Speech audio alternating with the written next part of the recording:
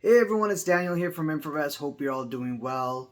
So let's talk about Bank of Canada, right? Bank of Canada just 2 days back increased interest rates by 25 basis points. Rates are sitting around 4.5%. And Bank of Canada basically came out and said, hey, we're now ready to basically pause.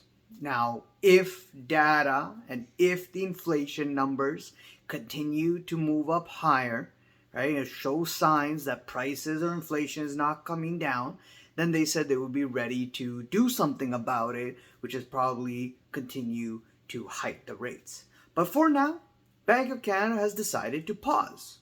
Now, when you look at the central banks out there, Bank of Canada is one example, the US Federal Reserve, the Fed is coming out next week to speak, February 1st. You wonder, is now the narrative heading towards the next coming months? Are we going to see finally that pause in rates that the market is anticipating, right? If you look at the equity markets, you look at the bond markets, they are predicting that a pause is coming soon, right? It's not a pivot. A lot of people think that, oh, pivot's here, pause is the pivot. I wouldn't say so. I wouldn't say pause is a pivot, but a pause would be something that, yeah, sure, the equity markets may rally on, may get that relief rally. So we'll have to wait and see what they say on February 1st. But sure, Bank of Canada was the first to hike. Bank of Canada tends to have a tendency to also surprise more than the Federal Reserve. So what does this pause really mean, right? Does that mean that, okay, we're going to now head into rate cuts? Sure, that's the path to get to rate cuts. First you hike, then you got to pause, right? Once you pause, then sure, the next step would be to have some sort of rate cuts, right? But before you do a rate cut, you need to pause for some time, and that pause tends to be, let's say, around 6 or 7 months. So with Bank of Canada pausing basically signals for the for the markets may think, the equity market, the stock market may think that, okay, this is great, so let's rally. So same thing with the Fed. You could expect the same thing, where a pause and also the idea of downplaying a cut is very important, because Bank of Canada also said we have not even decided about cutting yet. But although a pause eventually does lead to a cut, unless this time is different. But with the Federal Reserve, you could anticipate something like that, maybe in the February meeting, or maybe the next meeting after that. But it does look like more and more that a pause is coming. And then once this pause comes and it's reaffirmed from the central bank or from the Federal Reserve, right? The next step would to here is that, okay, when is the rate cuts happening? Now, the pause and the rate cuts are to be looked at from the equity point of view. How the markets are taking it is in a positive way. Now, the only question is that whether we're going to get a soft landing or a hard landing, I don't know. We'll find out months to come. But a pause, keep one thing in mind. A pause doesn't necessarily mean, or even a rate cut doesn't necessarily mean that the economy is doing well and it's fine. Let's not forget that.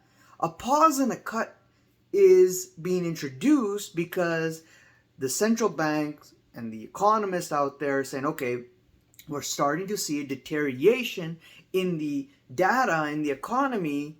We're starting to see certain areas of prices start to come down. So we should, hey, chill out with the rate hikes that we've been doing, just to reassess and see what happens. And then, of course, if inflation spikes up again and inflation continues to move up higher, then sure, that is a problem. That is a problem. You could see that, rate hikes, you could see that basically rate hikes to go back up again, right?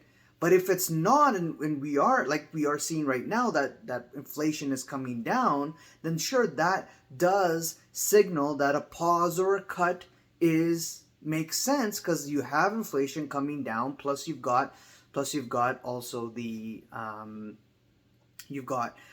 data, the growth data weakening. So if you've got the growth data weakening, it's and you've got the inflation weakening. The inflation is weakening because the economy is deteriorating. The growth data is deteriorating, right? We are in a recession right now.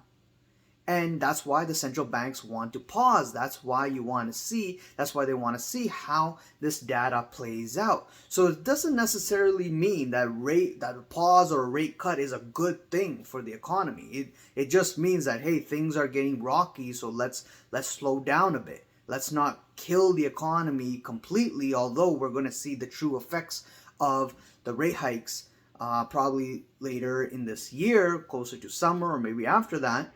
We'll really get to see, okay, where has all this tightening has led the economy, and if it leads to that severe recession, then sure, you're going to get the rate cuts because something has broken, something has happened, right? Now, if you get a soft landing, right? If you get a soft landing and then you get the rate cuts and whatnot, then sure, that's a fantastic thing. That's a great thing for the economy and for the markets. And you could definitely see a rally in the equity markets continue. But if you get this rally and you see the equity markets going up higher because this pause is happening, and then you have this rude awakening that, hey, the Fed is going to continue to raise rates aggressively, or something breaks in the economy and you do get that severe recession and not the soft landing, because the soft landing is fully priced in. The hard landing in the economy is not priced in. So if that comes to be true, then bad news should be bad for the equity markets, and we could see maybe a new bottom in the markets. So we'll have to see. We'll have to continue to assess the situation, monitor, and see what happens. But, a pause from the Bank of Canada, we could see a pause coming out from the other central banks as well, especially the Federal Reserve. And just because a pause is coming, sure, it can cause a relief rally in the equity markets.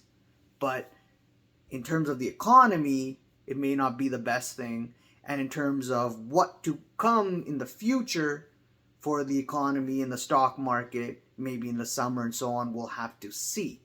And depending how bad it is, if it's not a soft landing, then I don't think this rally will sustain itself, and I think it could be short-lived. So let's see what happens. Let me know what you guys think. Leave a comment below. Hit the like button, the subscribe button, and the bell icon to be notified on the next video. And I'll see you guys around. Cheers. Bye.